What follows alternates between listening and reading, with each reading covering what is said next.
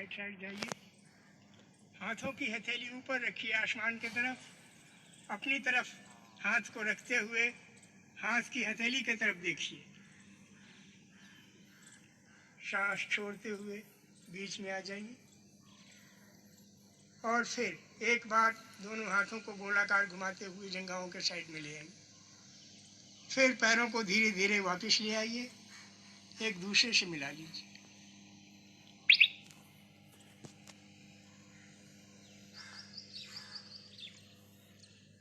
ये standing poster हुआ। अब हम लोग करेंगे सिटिंग पोस्टर। बैठने के लिए सीधा बैठेंगे, पहले पद्मासन में।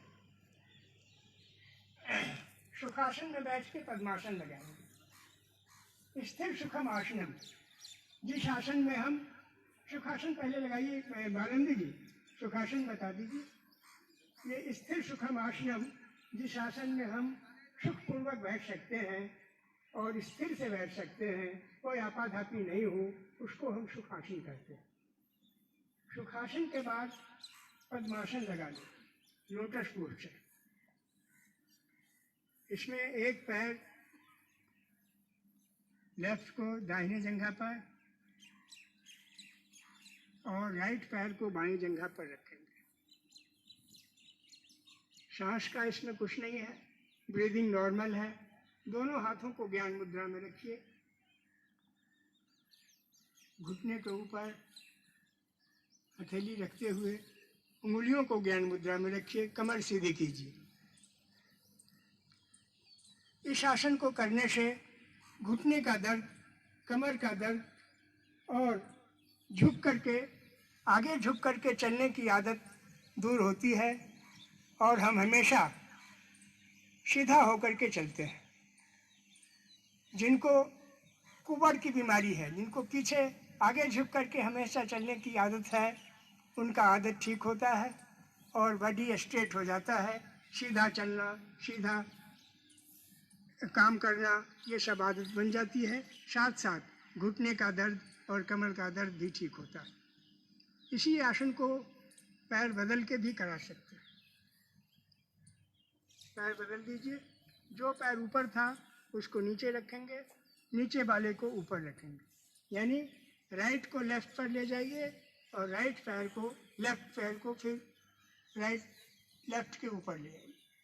ये परफेक्ट पोस्चर हुआ पद्मासन का। दोनों हाथों को ज्ञान मुद्रा में कमर सीधी रखेंगे।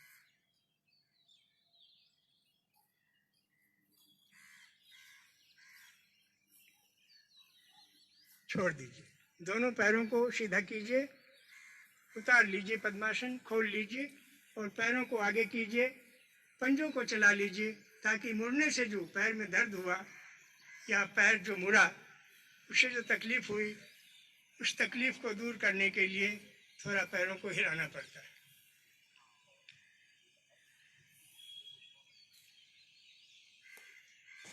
इसके बाद आप फिर सुखासन में बैठेंगे। सुखासन में बैठ के दोनों पैरों को पीछे ले जाएंगे वज्रासन के लिए। ये नमाज पढ़ने का आसन भी है। आप लोग नमाज पढ़ते हैं या पूजा पाठ करते हैं तो इस आसन में ही नमाज पढ़ा जाता है। आगे से घुटने को मिला लीजिए और दोनों हाथों की हथेली एक दूसरे घुटने पर हो। जो बायां हाथ है बाएं घुटने पर, दाहिना हाथ को दाहिने घुटने पर रखेंगे। सीधा, कमर इसमें भी सीधा रहेगा। गर्दन सीधी रखिए, सामने देखिए। इससे इंडाइजेशन का प्रॉब्लम नहीं होता। वज्रासन करने से जो हम कुछ खाते हैं वो स्मॉल इंटेस्टाइन से बिग इंटेस्टाइन में जाता है और पाचन दीपन बहुत ही बढ़िया होता है और इंडाइजेशन नहीं रहता। इंडाइजेशन नहीं रहने से मन प्रसन्न रहता है, किसी भी काम को करने में मन लगता है, आसानी से वह काम जल्दी खत्म होता है। तो ये वज्रासन है। खाना खाने के बाद 84 लाख आसनों में यही एक ऐसा आसन है जिसको खाना खाने के बाद आप लगा सकते हैं। 5 मिनट, 10 मिनट, जितना सामर्थ्य है उसके मुताबिक खाने के बाद इसको लगा के बैठेंगे तो जो हम कुछ खाए हैं वो जल्दी डाइजेस्ट हो जाता है और पेट हल्का हो जाता है, स्टूल साफ आता है। ये सब इसके फायदे।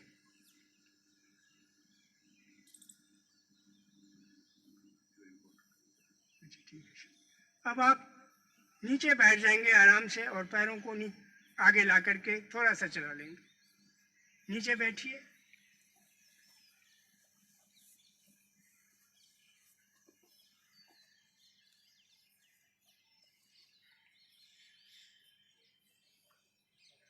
पैरों को चला लीजिए।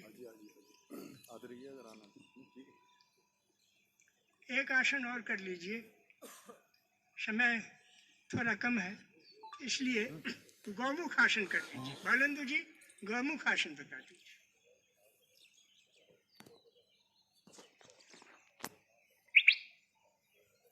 क्रॉस कराइए और जो घुटना ऊपर है उस हाथ को ऊपर से ले जाइए और जो घुटना नीचे है उस हाथ को पीछे से ले जाके इंटरलॉक कर लीजिए। एक दूसरे के हथेली के ऊपर इंटरलॉक कीजिए, सामने देखिए। इससे लंग्स संबंधी बीमारियां नहीं होती। ऑक्सीजन मैक्सिमम मात्रा में आता है और ऑक्सीजन जब शरीर में आता है तो किडनी, लीवर और हार्ट को पहुंचता है ब्लड का सर्कुलेशन। तो इससे हमारा किडनी, लीवर और हार्ट सशक्त होता है और हम बीमार नहीं होते। वापिस आएंगे।